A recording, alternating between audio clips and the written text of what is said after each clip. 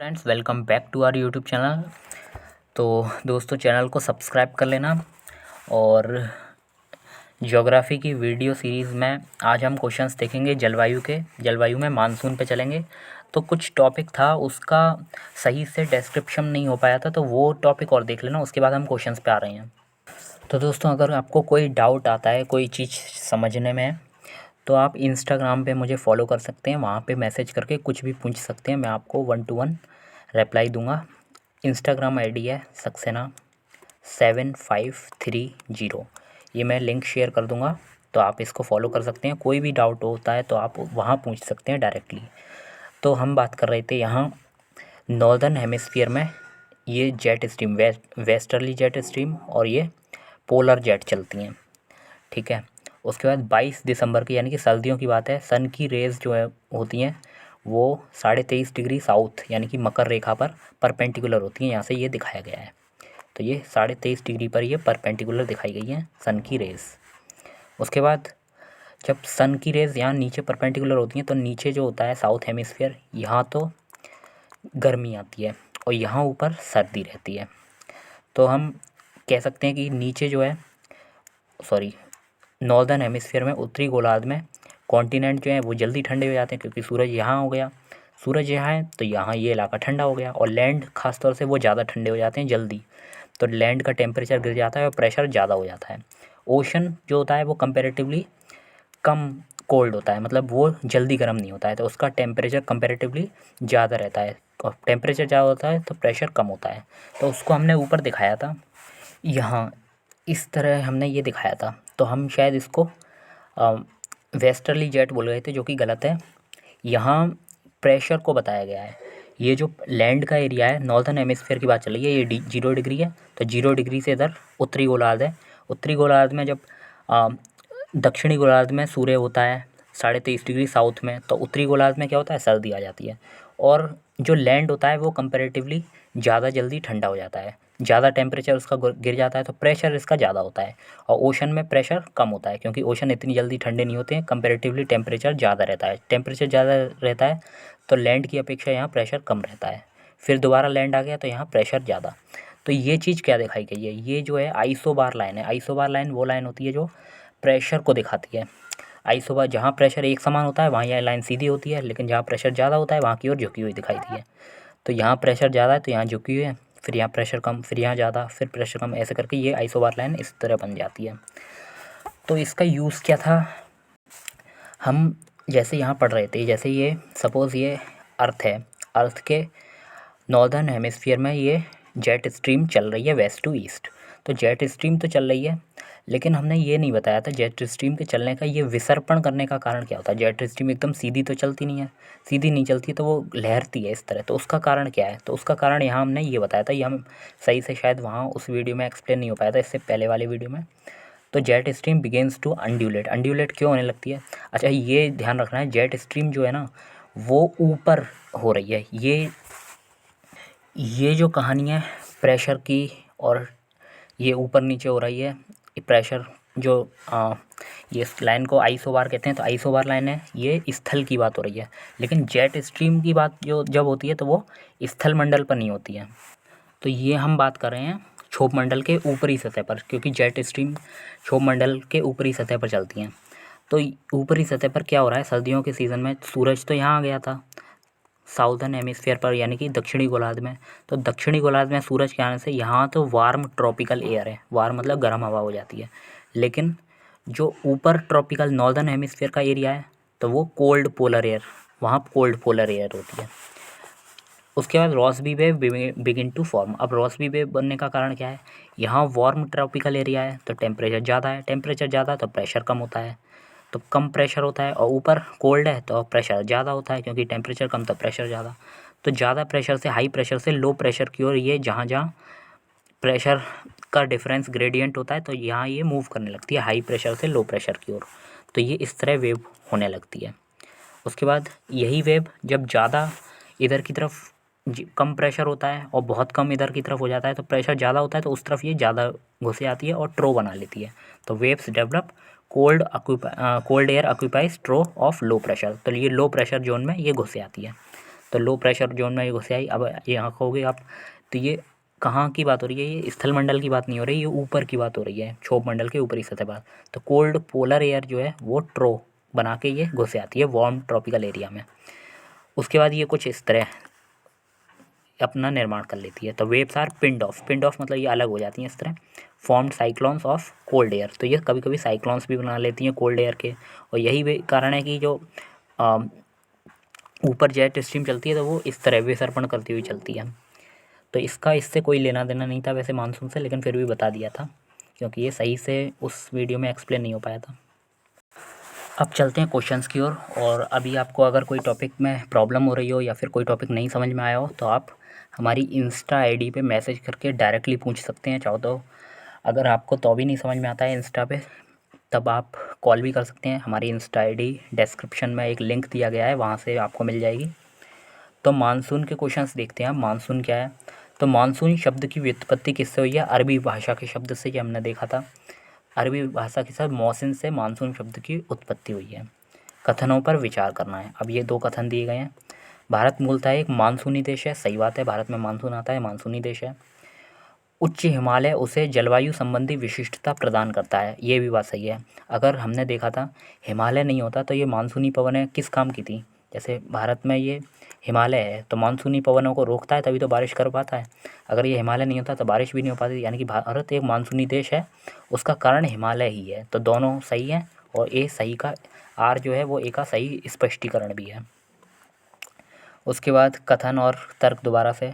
भारत की जलवायु उष्णकटिबंधीय मानसून की तरह है, सही बात है। उष्णकटिबंधीय जलवायु क्यों है? क्योंकि भारत के बीचों बीच से ट्रॉपिक ऑफ कैंसर यानी कि कर्क रेखा गुजरती है। और भारत उष्णकटिबंधीय अक्षांशों के बीचों बीच स्थित है, ये गलत है। उष्णकटिबंधीय अक्षांशों के बीचों बीच स्थित नहीं है। जैसे ये भारत है तो यहाँ से 23.5 डिग्री गुजरती है। और जैसे ये हमारा एक ट्रॉपिक ऑफ कैंसर यानी कि कर्क रेखा, और ये है मकर रेखा। तो भारत इन दोनों के बीच थोड़ी ना है, वो तो यहाँ कहीं लाई करता है इस जगह। ठीक है, तो ये गलत है। पहला वाला सही है, उष्णकटिबंधीय मानसून की तरह है। फिर आगे क्वेश्चन है, भारत का वह राज्य जहाँ मानसून का आगमन सबसे पहले होता है? तो ये हमने देखा केरल में मानसून, जो साउथ वेस्ट मानसून होता है वो सबसे पहले यहाँ से एंटर करता है, यहाँ केरल पाया जाता है। भारत में ग्रीष्मकालीन मानसून के प्रवाह की सामान्य दिशा, तो सामान्य दिशा आपको पता है मानसून की दिशा ये होती है। तो ये दिशा कैसे यहाँ से आ रहा है? तो ये साउथ वेस्ट यानी कि साउथ वेस्ट मानसून यानी कि दक्षिण पश्चिम मानसून है ये। और दक्षिण पश्चिम से ये कहाँ चलता है? उत्तर पूर्व की ओर, नॉर्थ ईस्ट की ओर चलता है। नेक्स्ट क्वेश्चन, भारतीय उपमहाद्वीप पर ग्रीष्म ऋतु में उच्च दाब और निम्न दाब और हिंद महासागर से वायु का कर्षण करते हैं, सही बात है ये, जिसके कारण प्रवाहित होती है दक्षिण पश्चिम मानसून। दक्षिण पश्चिम मानसून कब आता है? जब गर्मियों में यहाँ टेम्परेचर, स्थल पर टेम्परेचर ज़्यादा होता है तो यहाँ प्रेशर कम हो जाता है, और यहाँ प्रेशर ज़्यादा हो जाता है क्योंकि यहाँ टेम्परेचर कम रहता है, क्योंकि ये ओशन है। लैंड तो जल्दी गर्म हो जाता है तो टेम्परेचर ज़्यादा तो प्रेशर कम, और ओशन देर में गर्म होता है तो ये कंपैरेटिवली टेम्परेचर इसका कम रहता है तो प्रेशर इसका ज़्यादा रह जाता है। तो प्रेशर ज़्यादा होता है तो ज़्यादा प्रेशर से कम प्रेशर की ओर ये हवा इस तरह मूव करती हैं। और किस डायरेक्शन में से चलती हैं? ये दक्षिण पश्चिम मानसून की तरह चलती हैं, यानी कि ये इस डायरेक्शन से आती हुई प्रतीत होती हैं। तो ये दक्षिण पश्चिम से स्टार्ट होती हैं और जाती हैं उत्तर पूर्व की ओर। तो यही कारण है कि दक्षिण पश्चिम मानसून आता है। नीचे दिए गए जलवायु आरेख पर ध्यान देना है, तो ये देख लेते हैं। ये फिगर दिया गया है, तो यहाँ ये उपर्युक्त जलवायु आरेख प्रसंग किसके प्रसंग में है? तो भारत के उत्तर पूर्वी क्षेत्र के प्रसंग में है, क्योंकि वहाँ जलवायु आती है। फिर ये इस तरह कुछ गारो, खासी और जयंतिया की पहाड़ियों के बीच में इस तरह फंस जाती है, तो बहुत सारी बारिश करती है। तो वहाँ के बारे में बताया गया है ये। भारत का सबसे सूखा स्थान क्या है? तो लेह है, क्योंकि लेह क्या कहाँ स्थित है? जैसे ये भारत है तो ये हिमालय पड़ता है यहाँ, तो हिमालय के इस साइड यहाँ लेह पड़ता है। तो जब भी बारिश यहाँ से मानसून आता है तो मानसून इस इलाके में यहाँ तो बारिश कर देता है, लेकिन इस हिमालय के पार नहीं जा पाता। तो इसलिए वो इलाका लेह में आता है जो सूखा रह जाता है। तो लेह जो होता है वो भारत का सबसे सूखा स्थान है, यहाँ मानसून नहीं पहुँच पाता। भारत को उष्णकटिबंधीय और उपोष्ण कटिबंध में विभाजित करने के आधार के रूप में मानी गई जनवरी की समताप रेखा है, यानी कि भारत को उष्णकटिबंध और उपोष्ण कटिबंध में जो विभाजन करने वाली समताप रेखा है वो 18 डिग्री सेल्सियस है। 18 डिग्री सेल्सियस के इधर उधर उष्ण और उपोष्ण कटिबंध में विभाजन हो जाता है। तो क्वेश्चन क्या था, भारत को उष्णकटिबंध और उपोष्ण कटिबंध में विभाजन करने के आधार के रूप में मानी गई जनवरी की समताप रेखा 18 डिग्री सेल्सियस है। अब ये फिगर दिया गया है तो इसमें देख लेते हैं क्या कह रहा है वो। तो ऊपर दिए गए मानचित्र के छायांकित क्षेत्र में जुलाई माह के लिए माध्य तापमान परिवर्तन कितना होता है। तो ये कुछ एरिया दिया है, तो यहाँ माध्य तापमान परिवर्तन जुलाई माह में यानी कि गर्मी में 25 से 27.5 डिग्री सेल्सियस के बीच तापमान इधर रहता है इस एरिया में। ओके, भारत में सर्वाधिक दैनिक तापांतर कहाँ पाया जाता है। तो राजस्थान के मरुस्थलीय क्षेत्रों में। राजस्थान के मरुस्थलीय क्षेत्रों में देखा जाता है गर्मी में तो बहुत ज़्यादा तापमान हो जाता है, टेम्परेचर बहुत ज़्यादा हो जाता है, लेकिन वहीं गर्मी में रात में देखा जाए तो टेम्परेचर एकदम गिर जाता है, तो तापांतर काफ़ी अधिक पाया जाता है राजस्थान के मरुस्थलीय क्षेत्रों में। तमिलनाडु में मानसून के सामान्य महीने, तो तमिलनाडु में जो बारिश होती है वो नवंबर दिसंबर में होती है। तो तमिलनाडु में बारिश जो होती है वो नवंबर दिसंबर में होती है, और ये लौटते हुए मानसून से भी होती है, लौटते हुए मानसून से ही खासतौर से ज़्यादा होती है यहाँ। भारतीय मानसून मौसमी विस्थापन से इंगित है, इसका कारण क्या है। तो भारतीय मानसून जो होता है मौसमी विस्थापन से इंगित है, इसका कारण स्थल तथा समुद्र का विभेदी तापन। तो ये आपने पढ़ा था थर्मल कॉन्सेप्ट ऑफ हेली, उसने बताया था कि तापमान यहाँ और यहाँ स्थल, ये स्थल है लैंड है और ये ओशन है, तो यहाँ तापमान अंतर के कारण ही ये वायु का कर्षण करते हैं जिसे मानसून आता है। तो स्थल और समुद्र का विभेदी तापन के कारण ही मानसून मौसमी विस्थापन से इंगित है। दोनों कथन सत्य हैं। इसमें क्या क्या कथन है, दक्षिण भारत से उत्तर भारत की ओर मानसून की अवधि घटती है। तो सही बात है, दक्षिण भारत से जब हम उत्तर भारत की ओर जाते हैं, दक्षिण से उत्तर की ओर, तो मानसून की अवधि घटती है, क्योंकि आपने ये पढ़ा है शुरुआत में जब जैसे ये मानसून आ रहा होता है तो शुरुआत में ये ज़्यादा मतलब वर्षा करता है, फिर जैसे जैसे ये आगे बढ़ता जाता है वैसे वैसे इसकी नमी कम होती जाती है, तो वर्षा इतना नहीं कर पाता है। तो यही कारण है कि दक्षिण भारत से जब उत्तर भारत की ओर मानसून आता है तो उसकी अवधि घटती जाती है। फिर उत्तरी भारत के मैदानों में वार्षिक वृष्टि की मात्रा पूर्व से पश्चिम की ओर घटती जाती है। तो ये भी सही बात है, हमने देखा था जैसे यहाँ से ये शाखा आती है बे ऑफ बंगाल वाली, फिर वो यहाँ पूर्वांचल से टकराती है, फिर वो इधर जाती है। तो पूर्वांचल से पहले तो पूर्वांचल में खूब सारी बारिश कर लेती है, फिर जैसे जैसे वो आगे बढ़ेगी तो उसकी नमी कम होती जाती है, नमी कम होती जाती है तो यहाँ ईस्ट यानी कि पूर्व और यहाँ पश्चिम है, तो पूर्व से पश्चिम की ओर जैसे जैसे वो आगे बढ़ेगी तो वैसे वैसे उसमें नमी की मात्रा कम होगी, तो बारिश की मात्रा भी कम होती जाती है, तो पूर्व से पश्चिम की ओर घटती जाती है वृष्टि। ये हमने देख लिया था पिछले वीडियो में। अमृतसर एवं शिमला लगभग एक ही अक्षांश पर स्थित हैं। अमृतसर और शिमला जो है वो एक ही अक्षांश पर स्थित हैं, परंतु उनकी जलवायु में विभिन्नता का कारण क्या है, क्योंकि शिमला ऊंचाई पर स्थित है, अमृतसर जो है वो नीचे स्थित है, तो ऊंचाई में विभिन्नता के कारण जलवायु में भी विभिन्नता पाई जाती है। नेक्स्ट है छत्तीसगढ़ राज्य में फैलाव पाया जाता है। तो छत्तीसगढ़ राज्य में दक्षिण पूर्व जलवायु का आर्द्र दक्षिण पूर्व जलवायु का प्रभाव पाया जाता है, क्योंकि छत्तीसगढ़ का कहाँ है, छत्तीसगढ़ यहाँ कहीं स्थित है ये इस जगह, तो यहाँ क्या है दक्षिण पूर्व जलवायु और आर्द्र दक्षिण पूर्व जलवायु का फैलाव पाया जाता है। यहाँ आर्द्र जलवायु का अनुभव होता है कोच्चि एवं तेजपुर में। आर्द्र जलवायु यानी कि आर्द्र काफ़ी ज़्यादा आर्द्र मॉइस्चर रहता है यहाँ इस तरह के क्लाइमेट में, तो वो कहाँ है कोच्चि में। कोच्चि कहाँ है केरल में, क्योंकि आपको पता है केरल में तो मानसून से सबसे पहले और सबसे ज़्यादा खूब वर्षा होती है। तो कोच्चि और तेजपुर असम में है। तेजपुर में भी आपको पता है बे ऑफ बंगाल की जब शाखा से यहाँ से मानसून जाता है तब उसको यहाँ नॉर्थ ईस्ट में यहाँ असम की तरफ खूब बारिश करता है ये। तो यहाँ कैसा क्लाइमेट पाया जाता है, आर्द्र जलवायु का अनुभव कहाँ होता है कोच्चि और तेजपुर में, यानी कि असम और केरल। मानसून का निवर्तन, ये क्वेश्चन काट देना, ये समझ में नहीं आया, इसको मैं एक्सप्लेन नहीं कर पाऊँगा, आप देख लेना अपने हिसाब से। उसके बाद आगे आते हैं सही कथन है पूरे वर्ष 30 डिग्री नॉर्थ और 60 डिग्री साउथ अक्षांशों के बीच बहने वाली हवाएं पछुआ पवन है, यानी कि वेस्टर्लीज कहलाती हैं। नेक्स्ट जो बात हो रही है सही कथन पहचानना था, तो इसमें पूरे वर्ष 30 डिग्री नॉर्थ और 60 डिग्री साउथ अक्षांशों के बीच बहने वाली हवाएं पछुआ पवन है, यानी कि वेस्टर्लीज कहलाती हैं। सही बात है, ये वेस्टर्लीज के बारे में बताया था आपको। जैसे ये अर्थ है तो अर्थ में ये है 0 डिग्री, ये 30 डिग्री और ये 60 डिग्री, तो इसके बीच में ही वेस्टर्लीज यहाँ इस तरह चलती हैं, ऐसे ही साउथ में ये चलती हैं। तो जो वेस्टर्लीज होती है वो 30 डिग्री नॉर्थ और 60 डिग्री साउथ अक्षांशों के बीच बहने वाली हवाएं पछुआ हवाएं या वेस्टर्लीज कहलाती हैं। और ये कहाँ चलती हैं? तो ये वायुमंडल के ऊपरी सतह पर चलती हैं, ये सतह पर नहीं चलती हैं। यानी कि पृथ्वी की सतह पर सतह वाली हवाएं नहीं होती, ये क्षोभ मंडल के ऊपरी सतह पर चलती हैं। और ये जो वेस्टर्लीज होती हैं वो भारत के उत्तर पश्चिमी क्षेत्र जैसे पंजाब वगैरह है, यूपी का पश्चिमी क्षेत्र है, तो यहाँ शीतकाल में वर्षा लाने वाली आर्द्र वायु संहतिया यानी कि मॉइस्ट एयर मासेस पछुआ पवनों के भाग हैं। ये बात भी सही है। जैसा कि हमने देखा ये भारत का उत्तर पश्चिमी भाग है ये, तो यहाँ विंटर में रेनफॉल होती है। नॉर्थ ईस्ट मानसून से तो यहाँ रेनफॉल होती है इस जगह भारत के पूर्वी तट पर, पूर्वी तट के पूर्वी इलाके में बारिश हो जाती है। यहाँ तमिलनाडु भी आ जाता है। लेकिन इस इलाके में बारिश कैसे होती है? तो ये तो नॉर्थ ईस्ट मानसून का खेल है। लेकिन भारत के जो उत्तर पश्चिमी भाग हैं वहाँ विंटर में रेनफॉल किस कारण होती है? पश्चिमी विक्षोभ से होती है। तो पश्चिमी विक्षोभ क्या था?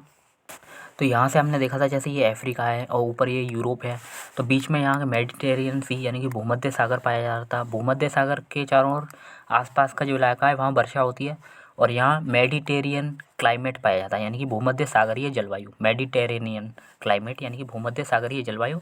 यहाँ विंटर में रेनफॉल होता है क्योंकि यहाँ लो प्रेशर जोन क्रिएट हो जाता है।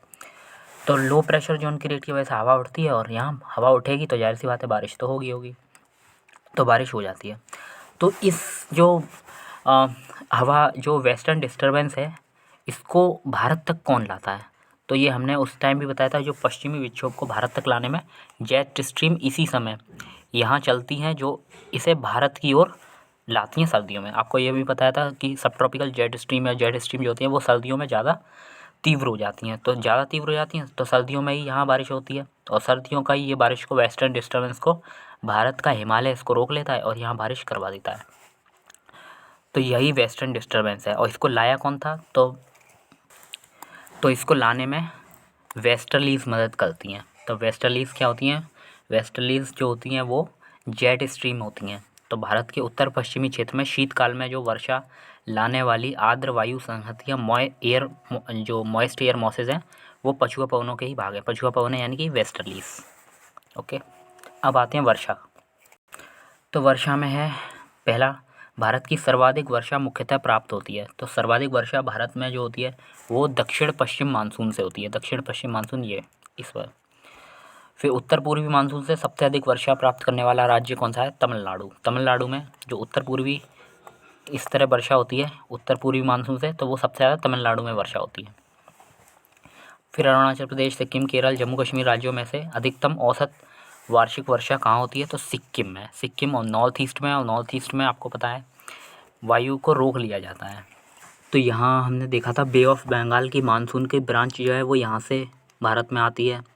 फिर वो ये जो पूर्वांचल है इसके द्वारा रोक लिया जाता है, तो पूर्वांचल से टकराती है, फिर यहाँ खूब बारिश करती है झमाझम। फिर इस इलाके में क्या होता है कि ये खासी, गारो, जयंतिया, फिर मिकिर, रेंगवा, बराइल बहुत सारी पहाड़ियाँ पाई जाती हैं। तो ये क्या करती हैं, ये इसको हवा को फंसा लेती हैं। यहाँ खूब झमाझम बारिश होती है, काफ़ी बारिश होती है यहाँ। तो सिक्किम वाले इलाके में यहाँ इसी की वजह से बहुत बारिश होती है। फिर धीरे धीरे जब ये आगे बढ़ती हैं इस इलाके में इधर की साइड वेस्ट की ओर, तो अभी ये बारिश करती हैं लेकिन बारिश कम होती जाती है। जैसा कि यहाँ देख सकते हैं, यहाँ 250, फिर 200, फिर 100, 75, तो ये कम होती जाती है बारिश। तो सिक्किम में औसत वार्षिक वर्षा इन सब में सबसे ज़्यादा होती है। ऐसे दो नगर जो लगभग एक ही अक्षांश पर अवस्थित हैं फिर भी उनकी वार्षिक वर्षा की कुल मात्रा का अंतर सर्वाधिक सुस्पष्ट है। जैसे अजमेर और शिलांग। शिलांग कहाँ है? तो शिलांग आपको पता है मेघालय की कैपिटल क्या है? शिलांग मेघालय की। और मेघालय में तो बहुत अधिक वर्षा होती है और अजमेर अलग ही है। तो दोनों में इस कारण से वर्षा बहुत ज़्यादा अंतर पाया जाता है, क्योंकि शिलांग मेघालय में और मेघालय में खासी, गारो, जयंतिया, मिकिर, रेंगमा, बराइल ये बहुत सारी पहाड़ियाँ हैं जो मानसून को फंसा लेती हैं और बहुत बारिश यहाँ होती है फिर, और अजमेर में इतनी नहीं होती है। नेक्स्ट, एक मौसम विज्ञान केंद्र का औसत वार्षिक तापमान, मतलब एक मौसम विज्ञान केंद्र का औसत वार्षिक तापमान जो है वो 26 डिग्री सेल्सियस है। औसत वार्षिक वर्षा 63 सेंटीमीटर है। इसके तापमान का वार्षिक परिसर 9 डिग्री सेल्सियस है, यानी कि 9 डिग्री सेल्सियस के परिसर में इसका तापमान रहता है। तो ये किसकी बात हो रही है? चेन्नई की बात हो रही है। तो चेन्नई में वार्षिक तापमान 26 डिग्री सेल्सियस और औसत वार्षिक वर्षा 63 सेंटीमीटर होती है। और जो तापमान का वार्षिक परिसर है वो 9 डिग्री सेल्सियस रहता है। चेन्नई की बात हो रही है ये। फिर भारतीय नगरों जैसे पटना, कोच्चि, कोलकाता, दिल्ली में सामान्य वर्षा का सही अवरोही क्रम है। तो आपको ये चीज़ पता होनी चाहिए, सबसे जो ज़्यादा वर्षा है वो कोच्चि कहाँ है, केरल में होती है। फिर कोलकाता में होती है, उसके बाद पटना, उसके बाद दिल्ली। अब कैसे कैसे ये याद रखना है, तो याद रखने की कोई बात नहीं है, आपको ये चीज़ पता होनी चाहिए। जब मानसून यहाँ सबसे पहले प्रवेश करता है, तो मानसून प्रवेश करता है तो इसको सबसे पहले हम, तो यहाँ सबसे पहले जैसे यहाँ दिखाया गया है, ये मालाबार कोस्ट है, फिर कोंकण कोस्ट है, ये काठियावाड़ कोस्ट है। तो जो अरेबियन ब्रांच है, अरेबियन मानसून की जो अरेबियन ब्रांच का फर्स्ट पार्ट है वो यहाँ टकराता है मालाबार कोस्ट में, और मालाबार कोस्ट में यहाँ केरल पाया जाता है। तो केरल में सबसे पहले रेनफॉल होती है, सबसे ज़्यादा, काफ़ी बहुत मात्रा में रेनफॉल होती है यहाँ। तो फर्स्ट वीक ऑफ जून में जब केरल में यहाँ मानसून प्रवेश कर जाता है तो उसको हम क्या कहते हैं, मानसून बर्स्ट कह देते हैं। यहाँ हैवी रेनफॉल होती है जिसे मानसून बर्स्ट या मानसून प्रस्फोट के नाम से जाना जाता है। फिर उसके बाद ये बे ऑफ बंगाल वाली शाखा यहाँ प्रवेश करती है, फिर वो पूर्वांचल की पहाड़ियों से टकराती है, फिर यहाँ इधर की ओर चलना स्टार्ट करती है, फिर यहाँ कोलकाता वगैरह में वर्षा होगी, फिर पटना इधर पड़ जाता है, फिर उसके बाद लास्ट में दिल्ली इधर पड़ जाता है, तो यहाँ कम होती जाती है। तो जैसे ये इंडिया का मैप है, तो यहाँ मानसून प्रवेश करता है, तो सबसे ज़्यादा प्रवेश कर रहा है तो यहाँ केरल में तो काफ़ी बारिश करेगा। फिर यहाँ से बे ऑफ बंगाल की ब्रांच जब यहाँ से आती है तो पूर्वांचल से यहाँ टकराएगी, फिर यहाँ बारिश करेगी बहुत मात्रा में असम वगैरह की तरफ, मेघालय, असम। फिर यहाँ कहीं कोलकाता है, वेस्ट बंगाल में कोलकाता है, तो यहाँ बारिश करती है। फिर इससे थोड़ा कम जो है वो यहाँ करेगी पटना में, पटना की तरफ। फिर दिल्ली यहाँ की तरफ पड़ता है तो यहाँ और कम। तो जैसे जैसे यहाँ आता जाएगा वैसे वैसे कम होती जाएगी बारिश। तो सबसे ज़्यादा कोच्चि केरल में, फिर कोलकाता में, फिर पटना में, दिल्ली में। तो ये सोचने वाली बात है। आम्र वर्षा क्या था, तो प्री मानसून शावर जो अप्रैल और मई में आता है, तो ये पढ़ाया था।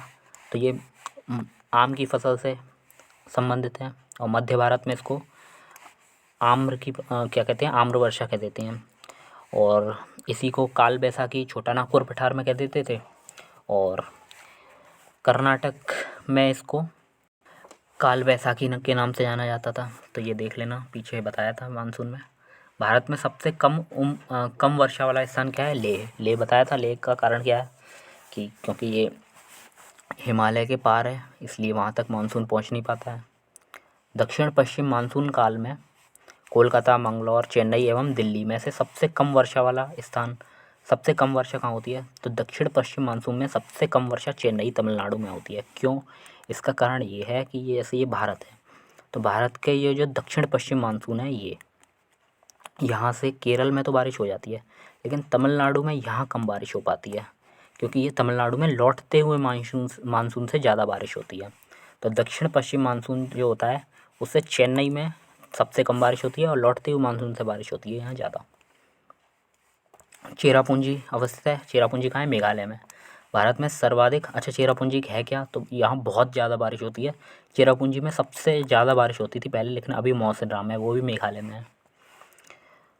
भारतवर्ष में सर्वाधिक वर्षा वाला क्षेत्र कौन सा है, तो सर्वाधिक वर्षा कहाँ होती है, पश्चिमी घाट में। पश्चिमी घाट में क्यों होती है, इसका कारण भी बताया था।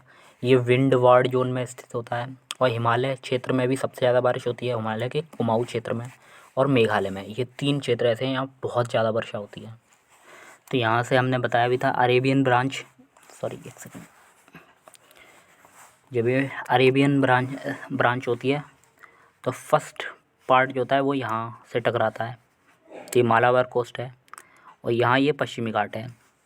और पश्चिमी घाट जैसे होता है तो इसके 2 स्लोप बताए थे।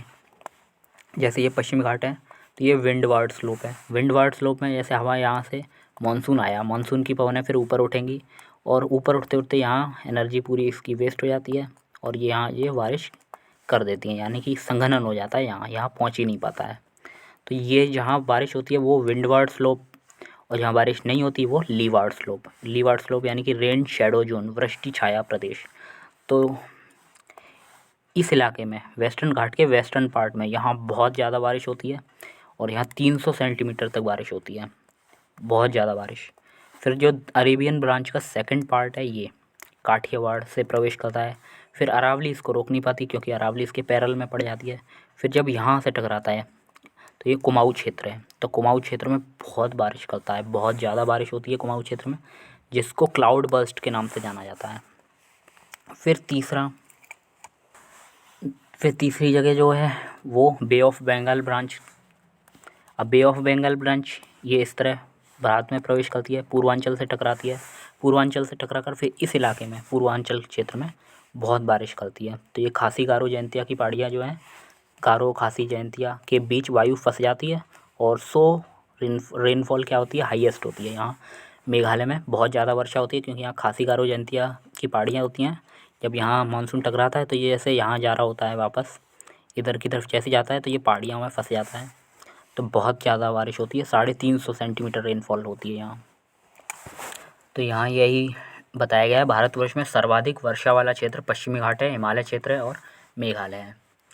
नेक्स्ट, भारत में वर्षा का आधिक्य होते हुए भी यह देश प्यासी धरती समझा जाता है। इसका कारण क्या है कि भारत में जो वर्षा होती है उसका पानी तेज़ी से बह जाता है। एक तो वर्षा के पानी का शीघ्रता से भाप बनकर उड़ जाना, दूसरा भाप बनकर उड़ जाता है पानी, तीसरा वर्षा का कुछ थोड़े ही महीनों में जोर होना, क्योंकि वर्षा कुछ महीने ही होती है फिर बाकी सूखा पड़ा रहता है। वह जल प्रबंधन युक्ति जो भारत में लागत का अधिकतम लाभ देने वाली है। तो भारत में जो जल प्रबंधन युक्ति है जो सबसे ज़्यादा लाभ दे सकती है वो है वर्षा के जल का संचयन। वर्षा होती है तो उसके जल का संचयन कर लिया जाए। जैसे तमिलनाडु में लोगों ने छतों पर वर्षा के पानी का संचयन करना शुरू किया है, तो वो योजना काफ़ी हेल्पफुल है। भारत में औसत 200 मिलीमीटर वर्षा कहाँ होती है, 200 mm। औसत 200 mm वर्षा यानी कि 20 सेंटीमीटर कह सकते हैं, तो ये जम्मू कश्मीर में होती है 200 मिलीमीटर वर्षा। झारखंड में वर्षा प्राप्त होती है, झारखंड में दक्षिण पश्चिम मानसून से वर्षा होती है। अब ये मानचित्र दिया गया है, यहाँ वार्षिक वर्षा पूछा गया है ये इलाका में। तो भारत के रेखांकित भागों में वार्षिक वर्षा का माध्य कितने से कितने तक घटता है, तो यहाँ 100 से 150 सेंटीमीटर तक माध्य जो वर्षा होती है इस इलाके में। तो ये इलाके में ज़्यादा होती होगी, यहाँ थोड़ी कम होती जाती है, तो 150 से 100 सेंटीमीटर तक यहाँ हो जाती है वर्षा। जब पुष्कर की पहाड़ियों में भारी वर्षा होती है तो बाढ़ कहाँ आती है, तो बालोतरा में बाढ़ आ जाती है। तो पुष्कर की पहाड़ियों में जब भारी वर्षा होती है तो बाढ़ कहाँ आती है, बालोतरा में। नेक्स्ट, भारतीय मौसम विज्ञान विभाग की परिभाषा के अनुसार वर्षा का दिन वह होता है जब किसी विशेष स्थान पर इस वर्षा की मात्रा होती है। मतलब कितनी मात्रा होती है, जब 24 घंटे में 2.5 mm से ऊपर बारिश, 2.5 mm से अगर ऊपर बारिश एक दिन में हो जाती है यानी कि 24 घंटे में, तो उसे हम क्या घोषित करते हैं, मौसम विज्ञान विभाग के अनुसार उसे वर्षा का दिन कहा जाता है। जब 2.5 mm से ऊपर बारिश हो जाती है 24 घंटे में। नेक्स्ट है, गंगा के मैदान में यदि कोई पश्चिमी और उत्तर पश्चिमी को चले तो मानसूनी वर्षा घटती हुई मिलेगी।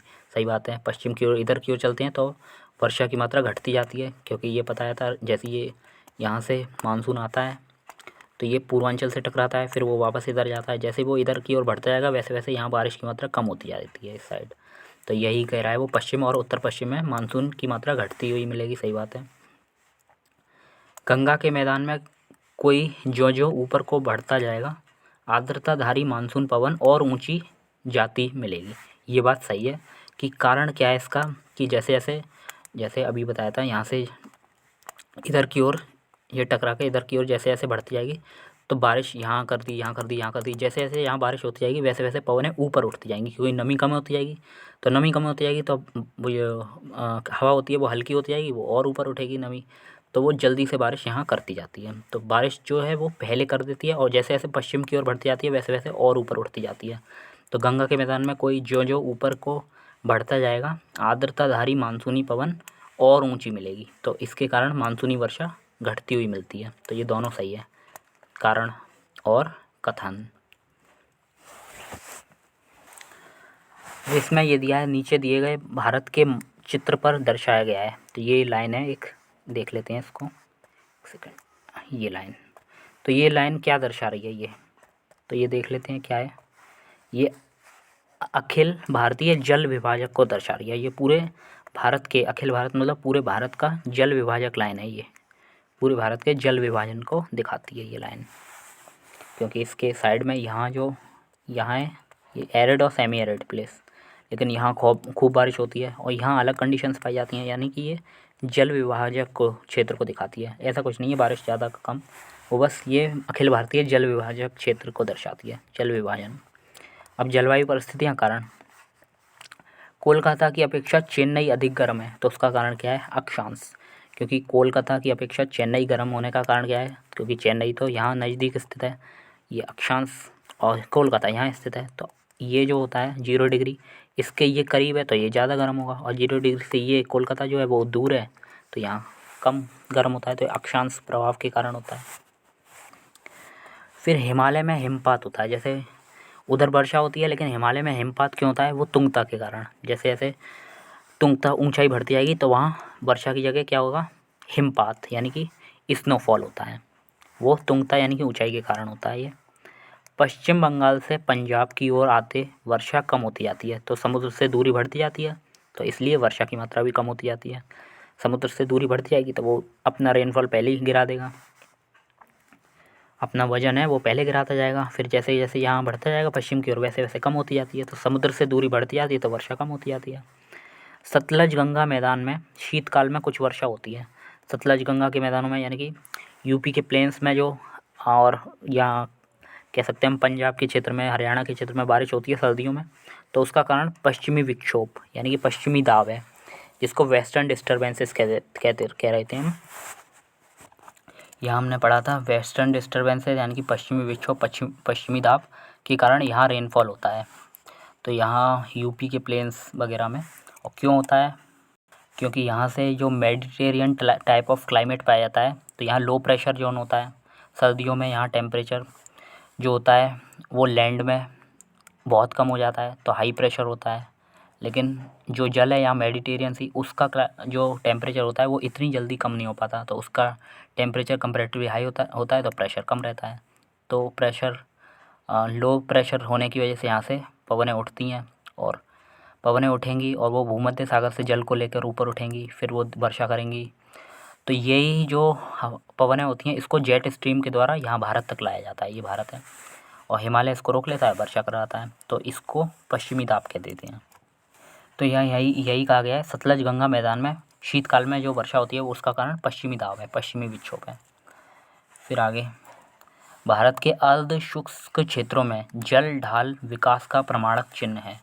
तो मौसमी नदियों से जल का तटबंधीकरण करके जलाशयों का तंत्र स्थापित करना, मतलब जो मौसमी नदियां हैं, जैसे मानसून आता है तो उसमें पानी आ जाता है मौसमी नदियों में, तो ऐसी नदियों को जो वर्ष भर नहीं चलती हैं मौसम के हिसाब से, जैसे जहाँ मानसून आया तब ये नदियाँ अपना खूब उफान ले लेती हैं, तो ये मौसमी नदियाँ से जैसे जल आता है तो जल का तटबंधीकरण कर दो, जल को रोक दो और उन पे जलाशयों का निर्माण कर दो।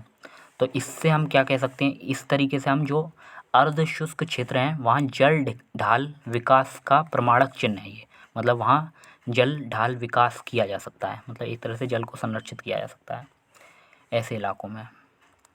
भारत में मरुस्थलीय विकास योजना अब क्रियान्वित है, तो पुराना क्वेश्चन है ये, 7 राज्य के 40 जिलों में मरुस्थलीय विकास योजना क्रियान्वित है, तो मरुस्थलीय विकास योजना 7 राज्यों के 40 जिलों में। भारत में अंतर्देशीय जल मार्गों का पर्याप्त विकास नहीं हुआ है, तो उसका कारण क्या है? भारत के अधिकतर भागों में वर्षा जल के 4 महीनों में ही होती है।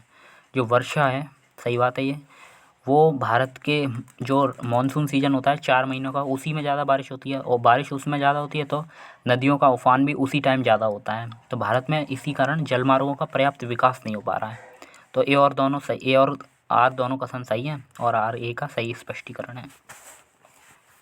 अब पढ़ते हैं शीतकालीन वर्षा। तो शीतकालीन वर्षा कैसे कैसे होती है, तो हमने अभी तो पढ़ा दक्षिण पश्चिम मानसून, अब शीतकाल में ये लौट के आता है मानसून, तो लौट के जो आता है उसको हम क्या कह देते हैं, इस दिशा से आ रहा है, तो ये डायरेक्शन क्या कहलाती है, ये उत्तर है, ये पूर्व, ये पूरब है, तो उत्तर पूर्वी मानसून कहेंगे अब इसको।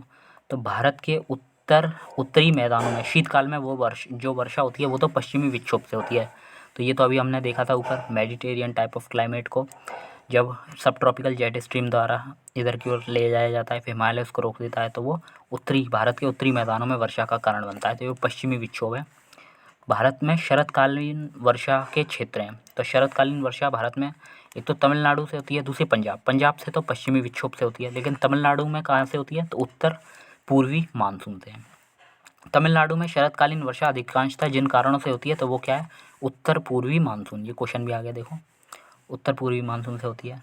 फिर भारत के उत्तरी मैदान में जाड़ों में कुछ वर्षा होती है, जाड़ों में उत्तर पूर्वी मानसून सक्रिय होता है। तो ये बात सही है, देखो जाड़ों में ही उत्तर पूर्वी मानसून आता है जो तमिलनाडु में वर्षा करवाता है। यहाँ देखा हमने तमिलनाडु में उत्तर पूर्वी मानसून कहाँ कर वर्षा करवाता है, शरतकाल में तमिलनाडु में। तो ये बात सही है कि जाड़ों में ही आता है उत्तर पूर्वी मानसून। लेकिन उत्तरी भारत में जो वर्षा होती है, उत्तरी मैदान में वर्षा होती है, वो उत्तर पूर्वी मानसून से नहीं होती है, वो पश्चिमी विक्षोभ से होती है। हमने ऊपर देखा था, ये जो उत्तरी मैदान है उसमें वर्षा किसके कारण होती है, पश्चिमी विक्षोभ से होती है। तो कथन तो अपने आप में दोनों सही है, लेकिन ये इसका कारण नहीं है। उत्तरी मैदान में पश्चिमी विक्षोभ है, ना कि उत्तर पूर्वी मानसून कारण बनता है वर्षा का। ठीक है, तो कथन इसमें दोनों सही है, लेकिन व्याख्या सही नहीं है। नेक्स्ट क्वेश्चन, वह राज्य जिसमें जाड़े यानी कि विंटर के सीजन में बारिश मिलती है तो तमिलनाडु में उत्तर पूर्वी मानसून से होती है। फिर प्रतिचक्रवाती स्थितियाँ शीत ऋतु में तब बनती हैं जब वायुमंडलीय दाब उच्च होता है और वायु ताप निम्न होता है। तो ये सही है बिल्कुल, क्योंकि प्रतिचक्रवात हमेशा कब बनता है, जब हाई प्रेशर होता है, तो वायु दाब क्या होता है, उच्च होता है। और चक्रवात की स्थिति तब बनती है, तो चक्रवात कब आता है, जब लो प्रेशर क्रिएट होता है। तो लो प्रेशर अगर क्रिएट होगा तभी तो फिर वो जो हाई प्रेशर की पवनें होती हैं वो इस तरह चल के ऊपर उठती हैं, तो हाई से लो की ओर अंदर की ओर आती हैं, तो चक्रवात कह देते हैं इसको। और ठीक उसके अपोजिट अगर वायु दाब उच्च है तो वहाँ प्रति चक्रवात की स्थिति बनती है, और उच्च ताप होगा तो ताप कैसा होगा, निम्न होगा। तो ये तो कथन अपने आप में सही है। तो ये चीज़ ध्यान रखना, जब भी प्रति चक्रवात की स्थिति होगी तो वायु दाब हमेशा उच्च पाया जाएगा, और चक्रवात की स्थिति होगी तो वायु दाब निम्न पाया जाएगा। और उत्तर भारत में शीतकालीन वर्षा से निम्न तापों वाली प्रतिचक्रवाती स्थितियाँ पैदा होती हैं। तो ये गलत है, निम्न तापों वाली प्रतिचक्रवाती स्थितियाँ पैदा होती हैं। एक सेकंड। तो उत्तर भारत में जो शीतकालीन वर्षा से निम्न तापों वाली प्रतिचक्रवाती स्थितियाँ पैदा नहीं होती हैं, ये गलत है, वो अपने आप में अलग चीज़ है। तो चक्रवात के चैप्टर में हम देखेंगे, लेकिन ये बस आपको देखना है प्रतिचक्रवाती स्थिति कब बनती है, जब वायुमंडलीय दाब उच्च होता है, लेकिन उसका कारण शीतकालीन वर्षा से कोई लेना देना नहीं है।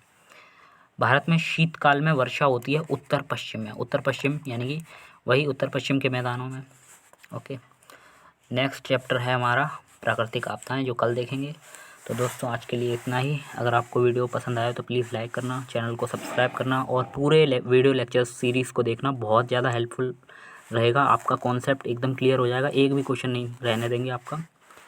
तो मिलेंगे अब नेक्स्ट वीडियो में। कोई डाउट हो तो इंस्टाग्राम पर मैसेज करके पूछ सकते हैं, अगर तब भी क्लियर नहीं होता है तो आप फ़ोन भी कर सकते हैं। पहले इंस्टा का हेल्प लेना, लेकिन पहले तो इंस्टा आईडी का लिंक डिस्क्रिप्शन में दे देंगे। तो अब मिलेंगे नेक्स्ट वीडियो में, तब तक के लिए बाय, टेक केयर।